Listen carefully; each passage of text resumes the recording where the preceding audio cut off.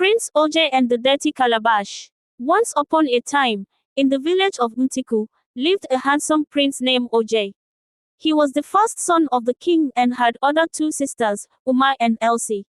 They lived in a beautiful palace. Almost all the village elders wanted their daughters to marry Prince Ojie. Even other princesses and maidens in and outside Ntiku village wanted to be the bride of the handsome and intelligent prince. But Prince Ojie wanted to be patient in choosing the right bride and future queen since he was the heir to the throne.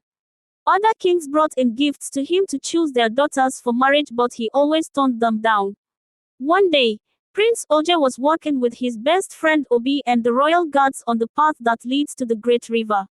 Obi reminded the prince of his promise to one day go for hunting in the Alege forest, hunting for an antelope. Prince Ojie agreed with his friend Obi and planned to go the next day for the hunt. While working, they met Sona, a young maiden in the village who many people called her the Wonder Child. She was the only child of Mama Amere, a widow. The reason she was named the Wonder Child was, she always had insight into the future and could tell when something tragic was about to happen to someone. Sona knelt down to greet Prince Ojie. He beckoned her to get up and continue with her journey. All other girls working on that path did same. Prince Ojie then went around the village to see how things were going on and well-being of the villagers, which he often does.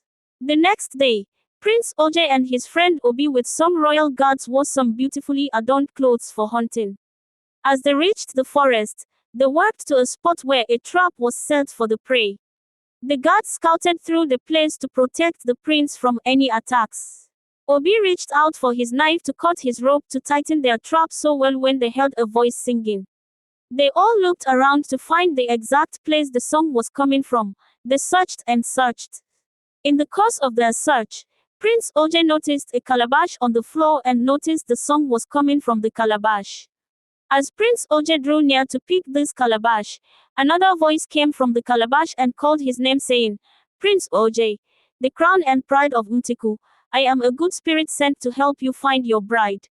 Prince Ojie was very surprised, likewise Obi and the royal guards. The prince asked the calabash how will it be able to help him.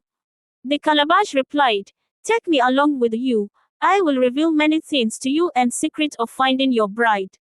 The prince accepted and took the calabash to the palace. He hid it in his and warned the guards not to reveal the truth about the calabash to anyone, not even the king and queen.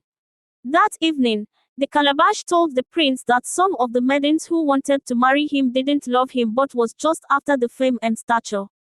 Two other maidens were also assigned by their fathers to kill him when they marry him and ascend to the throne, taking over everything.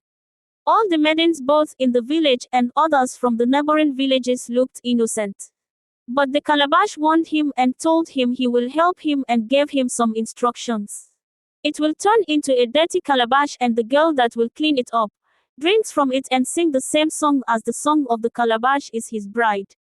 He must organize a feast for different category of ladies. He obeyed and told his father the king of his plan to choose a bride but wanted to do it his own way.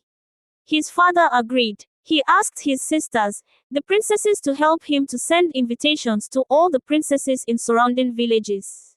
Invitations were sent to all the royals for the feast. On the day of the feast, all the princesses adorned in colorful and beautiful royal dresses sat at the banquet hall waiting for Prince Ojie.